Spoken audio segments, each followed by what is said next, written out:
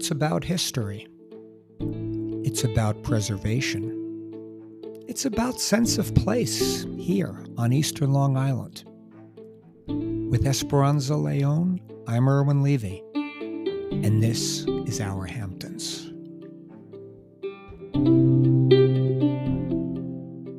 Esperanza, good morning. Hello, Erwin. Where are we going today? I like the where are we going, because that's a very suitable question, because, and Esperanza, this one is sort of took on a life when I was looking into doing it, if you will. I guess we should tell our Hamptons podcast audience, we're going to talk about the Cannonball, which is, for those to give, and I guess, a definition, it was for our international audience. For our international audience, we do have that, by the way. I know. I'm not being. I read the graphs on Spotify. I see where these people come from. Yeah, but anyway, the Cannonball, just for clarification, is the direct train with first stop in West Hampton that leaves Friday afternoons. The LIRR from Penn Station, which is a whole other story. Penn Station, Jamaica. We won't. There's a lot Railroad, of Penn Station. But these are triggering words. These are triggering words. But if I'm going to go from the Long Island Train Museum's definition, I'm going to just tell this to our audience that the LIRR Cannonball made its first trip to Montauk from Jamaica in 1890. And operated until the 1970s, 80 years. And Esperanza, you have made this point, this incredibly salient point, over and over again on our Hamptons podcast, how when the railroad got out here, that's when that was really the cusp of a lot of the changes that go on to this day, because the infrastructure and whatnot, pre-cars and everything else, just wasn't here. Made it very difficult to get out here, right? Yes. The remoteness of this place definitely was, I guess, exploded after the railroad. Yeah, without question. So anyway, this continuous service was provided, I guess, back then on weekday afternoons from Long Island City. That would be Hunters Point, until 1951, when service was then provided from Penn Station. And Esperanza, this is a point you made in our little dialogue right before we started. Early on, this was luxury, Esperanza. Well, I love trains, and yes, that was the time. I mean, we talked about this being the same situation with air travel.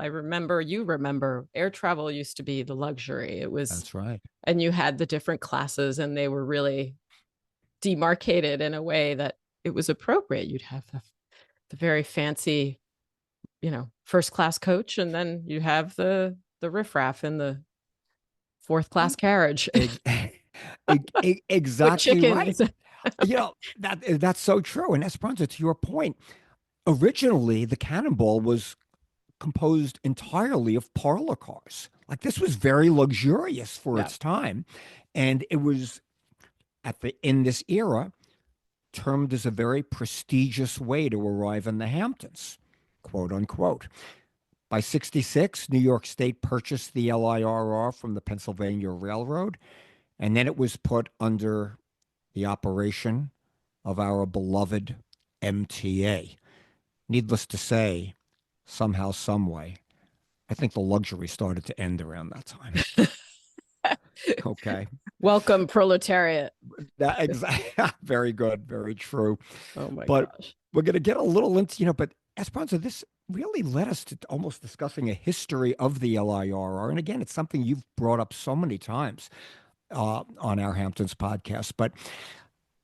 And this is actually, I found an East Hampton Library lecture that was delivered by a Vincent Seyfried in November of 1998. So we're talking 27 years ago, but it's really relevant, and it touches on so many themes and topics that we've discussed previously on prior podcasts.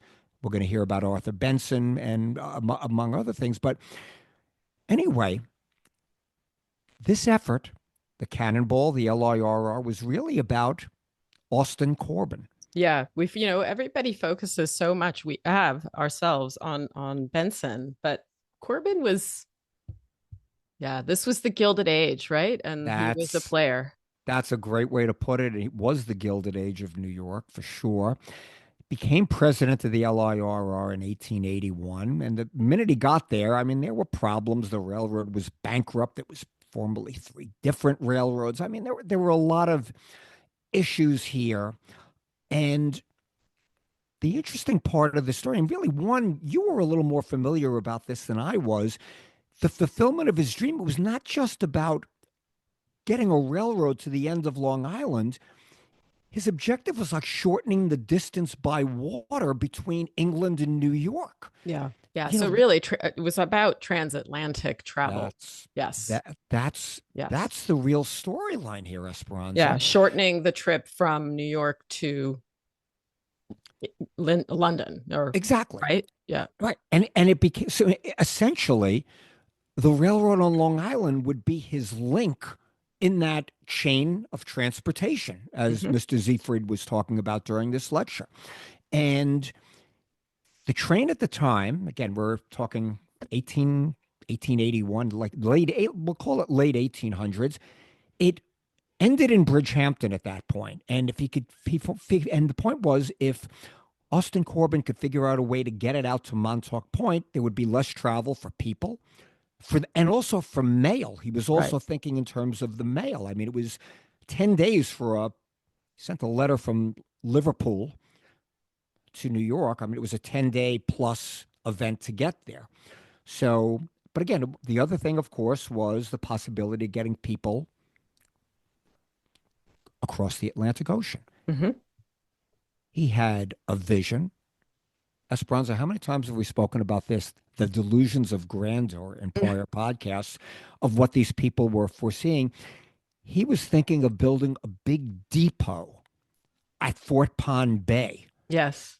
right? As Yes. now, People this have is continued to play with that and, idea, by the and way. people have that's very true. And but listen to this, and again, remember, we're talking the late 19th century. We'll call it, 1880, 1890. He visualized a great transatlantic port. Here we go, Esperanza, full of custom houses. The more things change, the more they stay the same. Full of ocean liners. I mean, could you imagine this in I 1890? can I can and I could, I mean I still could. It's mind-boggling, but yes, can you picture that coastline with completely different structures built up, developed in a way that would accommodate these enormous floating hotels that today Exactly. populate the seas? It's just it's unbelievable. And hey, Esperanza, if we wanted to do a fictionalized account, we could fast forward it about 40 years where they could have went to the casino on Georgia Pond in mid There Hamptons. you But go. anyway, Yeah, yeah. that's a conversation for another day. So, they would transfer off of these ocean liners to the Long Island Railroad, whisk through the island to Brooklyn, where there would be another large terminus. Brooklyn having more space to work with than the crowded West Side of Manhattan. I mean, the grandeur, and of course, it goes on. Esperanza. Sorry to interrupt you for Please one do. minute, but it's just in my head. The Yes. person that came into my head was the power broker himself. I mean, this is like strong whiff of Robert Uh, Moses, with 30, yeah, 40, 50 years later. Yeah. no question about it. And you know, he was probably in the mix at some point, but he what not qualified in this article. But so Austin Corbin had all of these wealthy friends and acquaintances, and boy, these themes just go on. We did a podcast recently about the Southampton summer colony, how that doctor how had all these wealthy friends. I mean, Yeah. well, It's your click. you collect power in the hands of a chosen few. I mean, this is history repeating itself. And Austin Corbin wrote a book on the project, Quick Transit Between New York and London, that he published in 1896, which was just about the time when the railroad was actually built out to Montauk Point. Hmm. You know, Yep. and it's This is just And that was thanks to the efforts of Benson. another excellent segue because we're going to get into that. We are going to get into that in a minute. You know, it wasn't easy to make this happen. Remember, the railroad terminated. It was Bridgehampton, went up into Sag Harbor. He still had to get it another 20 plus miles east from there to get to Montauk. And if you backtrack, it was not easy. Mm. He sent some of his surveyors out, and I love these descriptions, Esperanza. Once you got beyond East Hampton, there was nothing at all. I, Oh, oh I my long for God. those days. Don't we all? The entire east end of Long Island, it's difficult for us to believe that today, Vincent Siegfried mentions, was owned by the town of East Hampton. And it was used entirely as a pasture during the summer. 7,000 head of sheep roamed the whole area here. And the people who owned the cattle and the horses and the sheep paid the town $3 per animal. That was serious money Wow, back then. that's serious dough. I mean, man, if you owned a horse, it was $5. Listen to this. Wow. It's like, and he describes it, this is like a Western mining town. Like what's going on here? These animals would go out onto the street. They would drive them out through Amagansett, out the hills, leave them on Hither Hill all summer long. Labor Day, the opposite. Yeah. That's what Yeah. I this mean, is. that was what was happening from Waynescott east. Right. Yeah. Exactly. This is just, my gosh. In 1884, fast pushing forward a little bit, he had to purchase all of the hills, the Shinnecock Hills at the time, to continue to make this happen. But again, staying more specific with where we are, he bought what land he could. And he spent a lot of years, and this is according to Mr. Siegfried, 1884, 85, 86, getting these various cottages built, developing a road that would lead up to it. And as hard as it is for us to believe today, the entire East End, all of the land beyond East Hampton, was in the ownership of one man, Bensonhurst, Brooklyn's own Arthur Benson. He bought the whole of Montauk in 1879, according to Mr. Siegfried, for $11,000. Mm. That's a dramatic pause, Esperanza. I want to let the audience soak that in. Now, he had to And get. wait a minute, Erwin, Yes, because we were please. talking about, you talk about the cottages and the summer, his personal, Right. this is Corbin, his personal summer residence in the Shinnecock Hills, but this is really that beginning of that summer colony, right? In I would think Southampton so. that we have just spoken about. Exactly that. Exactly. So all of this, 6 degrees of separ whatever that expression is, 6 degrees of separation, Kevin Bacon, whatever that we talk about. But all of these things, there is a lot of connections. The Arthur Benson collection, the Southampton Summer Colony collection. I mean, there's a lot. All of this. I mean, if you want to go around Esperanza, this was also the same era of the Southampton Art Village. I mean, Right, like a lot. exactly. Hmm. There was just so much going on here. And all hinged on the railroad. The Esperanza Leon point that she has made so many times and so true. The railroad is what's changed it all. History is circular, as a great philosopher once said to me. Anyway, And the interesting thing is that nothing hinges on the railroad anymore. So it's not so no. circular in that regard. Yeah, that's sad, If sad but true. only. I mean, I wish, right? I Sad, wish we could sad, get to that sad, point. sad but true. So Arthur Benson was willing to sell this right away to the railroad. Apparently, he became ill. Arthur Benson passed away in 1889. So it sort of delayed things a bit, but he did get permission in 1893 from his children. And now the immediate problem was to build the 9.78 miles from Bridgehampton to Amagansett, and then from there, the 11 and a half miles out to Montauk. Again, not tremendously long, but there was a lot of, let's just call it red tape, Mm. to go out there. He went out one day in his parlor car to really explore all this. They gathered together all the citizens that was around and told them, I guess he was trying to generate support for all of this, how it would benefit their property values. It would make a great kind of summer residence. It would open up a wonderful new area to everybody. Wow.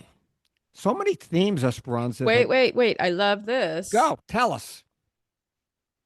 When they gathered all these, East Hampton town citizens together, he told them what a good idea it would be if they could get the railroad because, and this is still to this day, because of how it would benefit their property That's values. right.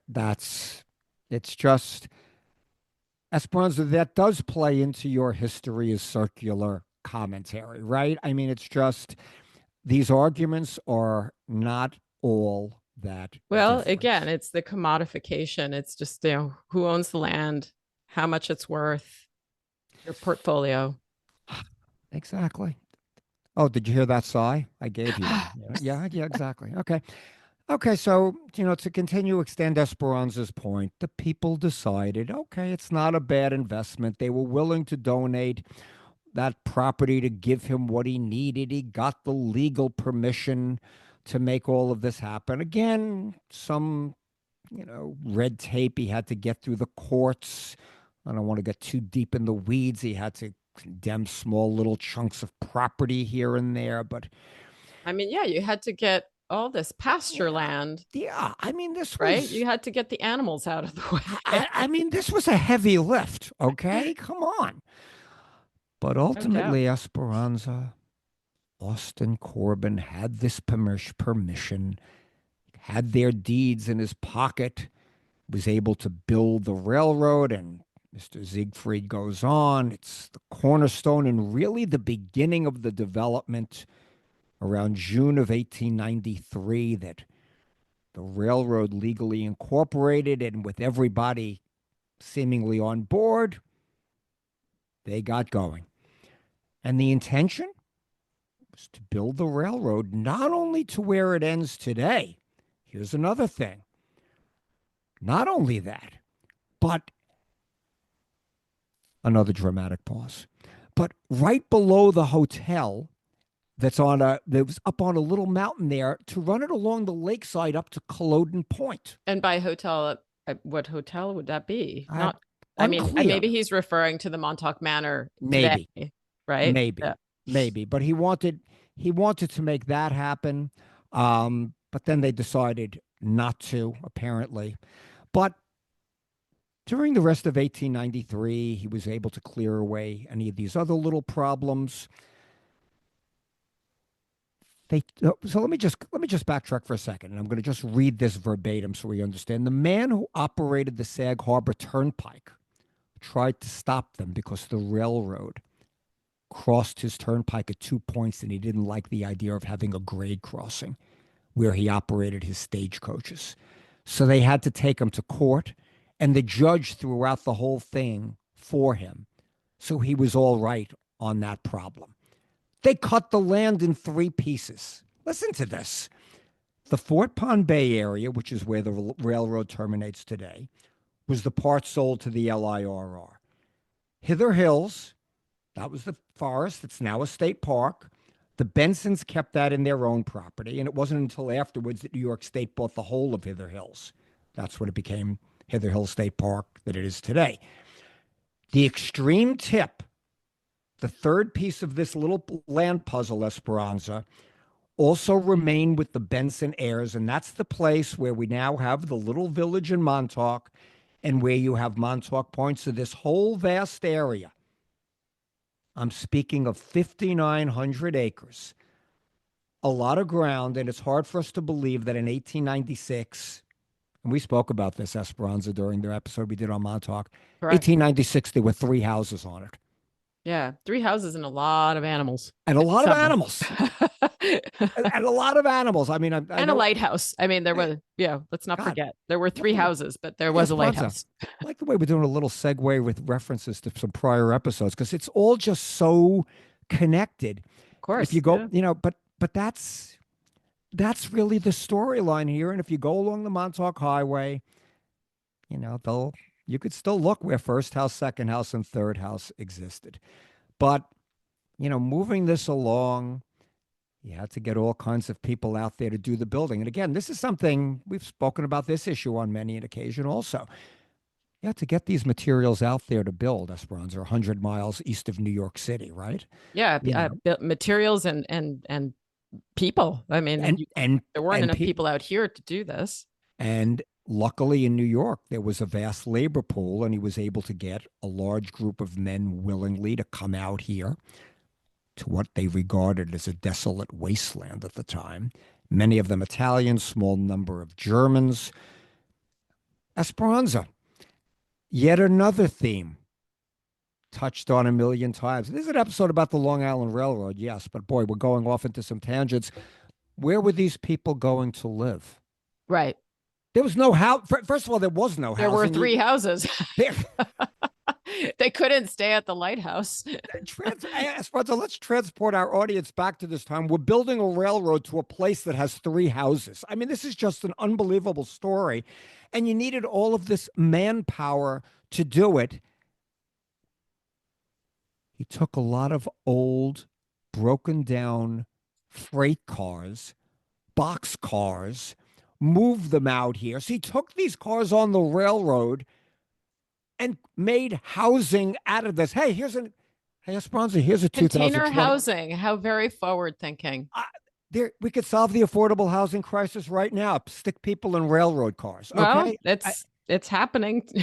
I mean, this is People are just, building houses out of containers. So there I you mean, go. Esperanza, I got to tell you, this story is, even It's I didn't wild. see, even I didn't see this life this story was going to take on, as we're going through it. A lot of this is just sort of happening organically. But these cars or future homes were no longer serviceable for the railroad. So we simply fitted them with bunks. I mean, the guy he basically made dormitories out of boxcars. Right, Esperanza. right. Freight cars that, yeah, yeah. Okay. But Esperanza, to a point you make all the time about amenities, um, these people in the 19th century, I'm smiling at Esperanza now saying this, okay? Um, Mr. Siegfried is using the word luxury. These people weren't used to amenities. These people didn't know what amenities were. I don't know if amenities No, was a word in they had 1890. what you could, I guess, consider a roof over their heads, and that was enough. Yeah.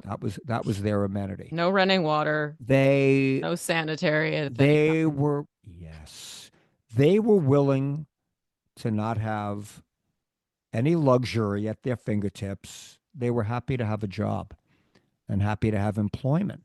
Gosh, it makes me think, Erwin, if any of these people stayed out here, and how you can trace this back in your family history. I wonder how many people are out there who have members of their family who helped to build this railroad in the I late I 19th century. That would be so it, fascinating it to would be fascinating, have them Esperanza, talk about such that or find paperwork. I don't even know. I mean, it because must be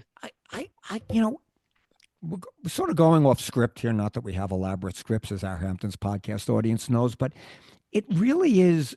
This is just an extraordinary history that's not really spoken of that no, much. absolutely not. I had never heard this before. I mean, Thank you for bringing and it. I read this. I got to tell you, Esperanza, it's funny. I read this Vincent Siegfried lecture numerous times before recording. I'm telling you, I don't know if it's just my advancing age that I don't pick things up as quickly as I once did. That's where you're supposed to say, of course not, Erwin. But No, anyway, or we're not at all. thank you. What a fragile male ego. But um, I'm like picking things up as I read this. It's Yes, just yes. unbelievable. But anyway, like really, I guess to push this along. And again, this not a difficult, was a difficult thing to do when you think of all of the friction involved in terms of manpower, in terms of everything else. And remember, all movement on the railroad in those days was steam locomotive, Hmm. you know, and part of the issue, especially going through some of these hills about a steam locomotive, they don't climb well. But that's just putting it out there. So they had to sort of I make mean, the the work grade. involved in this. like a steam locomotive couldn't climb, so they had to sort of level it down. I mean, Regrade everything. Yeah. literally an Esperanza by hand. Yeah, yeah, no, I get that I by mean, hand with horses, carts. right. Now, Yeah, yes, I yes. know I the mean, ink it's is kind of like it's baffling, like seeing the pyramids in exactly, Egypt or or in the ink is Mexico. building Yeah, Machu Picchu by exactly, hand, you know. exactly. So Yes, yeah, it is, but it's incredible when you think about it, you know. But certainly. you know, again, to push this, you know, forward because it's so meaty, we could discuss this for 3 hours. You know, later on that year, the tracks, you know, reached almost through to Hither Hills. Surprisingly, they were able. This is around 1895, just so we know. Um, Reached almost as far as Amagansett, up to Amagansett. Big source of satisfaction. Now, once the service opened, now here we're going to sort of push it forward a little bit because I don't want to get too deep in the weeds. You then had another almost issue. Here it is, you sort of got to the end, the finish line, Esperanza. Now they had to figure out how to get people to ride the trains. Wait, if you build it, they will come. Right. Once the service opened, now East Hampton, again, this is Mr. Vincent Seyfried's words. That's Seyfried. And again, this is, you could find this on the East Hampton Library's website. Really fascinating and very long lecture he gave. And this is the text to it. East Hampton is an old village, long settled. Esperanza, we've spoken about this. The bookends of East Hampton Village and Southampton Village. There was a fair amount of service at the time because a fair number of people lived here. Amagansett in this era, very small. Of course, very little traffic. And again, nobody at all was really living in Montauk. Mr. Siegfried talks, as far as he could tell, according to his map, there were like 12 or 14 summer bungalows in Montauk.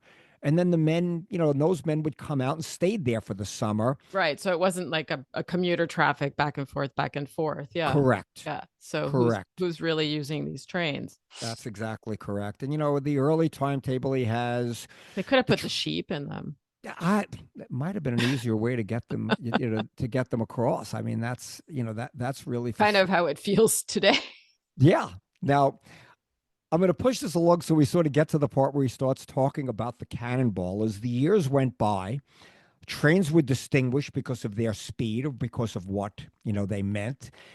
The Long Island Cannonball, and again, we touched on this, this was really in the 1890s, I think it started. And many people have said this really started when the trains reached Montauk. Mr. Siegfried sort of contradicts that. Um, the trains began in Long Island City. Now, this would be Hunters Point, the terminus on the East River. Stop in Jamaica. Next stop, Southampton. I guess then early on they didn't stop in West Hampton, which is the first Mm-hmm. stop now. What Now, was there anything in West Hampton? that's Was did it exist? I don't know. I'm sorry. I don't. that's a good. I mean, I'm sure it did, but I guess wasn't recognized. Certainly, apparently, wasn't recognized by the railroad at the time. Now, the locomotives. This is really interesting. At this point, we're running 45 miles an hour, and then ultimately 50, 55 miles an hour. Trip was 2 hours. That was, as he describes it, that was a meteor in those days. Yeah, And, it is today. and that's what he says. He goes, it's what it sort of takes today. I mean, that was a meteor to get out there. So, Well, this is the one thing that has always gotten me. The schedule, I don't think, of the Long Island Railroad has changed since 1890, and nor that's has the time that it takes to take the train out here. and it's particularly glaring. You know, we really we talk about this all the time. How you would think there'd be ways to get back and forth between the villages on the railroad Right. during business hours Right. instead of like these trains every 7, 9 hours are crazy. You just can't do it. But so I think we're going to begin to wrap up Esperanza with the Cannonball because, and Which this I'm is sure conjures images of all kinds with certain people, including your Rachel. that's right. My wife would, you know, would take that Cannonball very frequently when she was working in New York. I mean, I was very common that 4 o'clock train, and But to Mr. Siegfried's words in 1895, the luxury of parlor cars. We touched on this earlier on, and he's talking here how it's astonishing the way time has changed. The Long Island Railroad, up to this point, was the last railroad in the U.S. that was still offering that kind of parlor car service. In 1895, really? That's It's now, surprising. and he goes on. He's bringing it more into present day as we start to wrap this up. It's astonishing to realize how the quality of the railroad has gone down.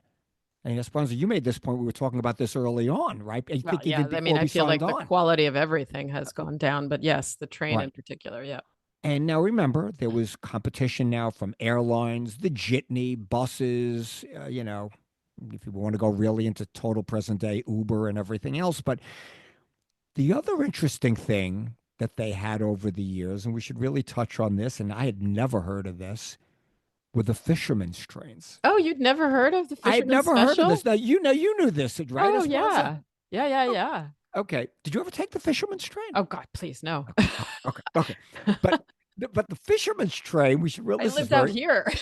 that's true. You were already here fishing with your fishing pole and the fishing hole. Right, Exactly. I yeah. forgot. But these gained renown very early because of the idea of being able to go out all day on a fishing journey, particularly true for Southampton. You had a train leaving New York and Jamaica very early, 6:30. You got out here quick. You would change to the boat, spend the rest of the day fishing. No, Jay, fishing. And you would bring your catch. They would have all kinds of containers on the train to store your catch to bring it back. Wow.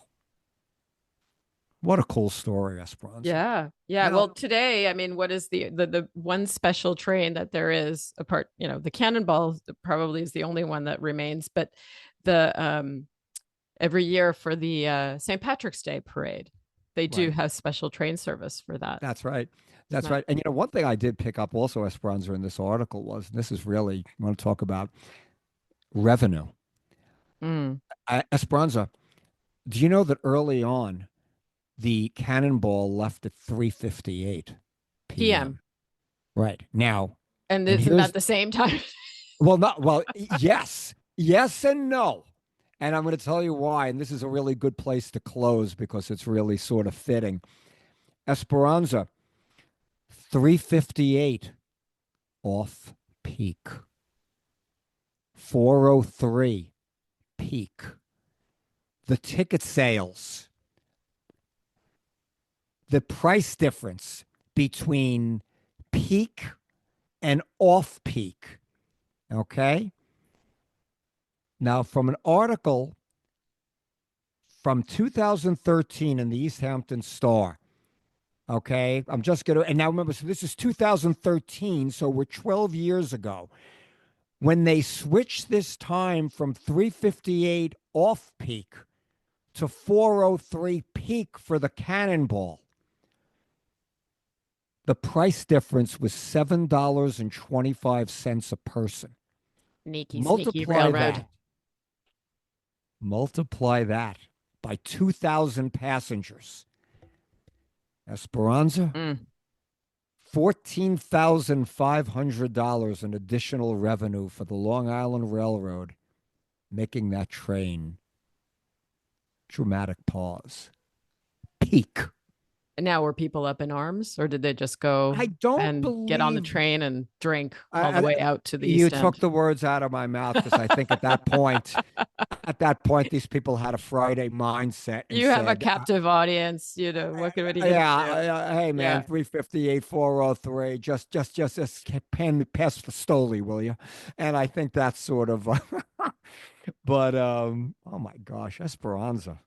Well, I'd love to hear stories from people about their train rides. I know I have jitney stories, so I'm But yeah, sure there are cannonball stories. that there, we should. Hey, if anyone in our audience out there, and when we publish this episode, we'll reach out.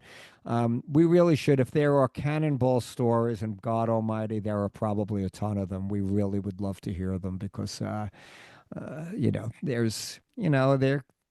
there was, I'm sure, some rowdyism, some riffraff, some people still attempting to find a quiet car that wasn't. But anyway, it's wow, Esperanza, what a journey and what a story about the Great airline history, monologue. pulls a lot of different pieces of the puzzle together. And yeah, uh, it's such great context, Irwin. I mean, Really, it really does provide amazing context. Thank you for bringing this. it was fantastic. And Esperanza, there's no one I'd rather ride the Cannonball with than you. So thanks Yay. for taking that ride with me. All Thank you, right, Irwin. as Until always, next a time. pleasure. Till next time.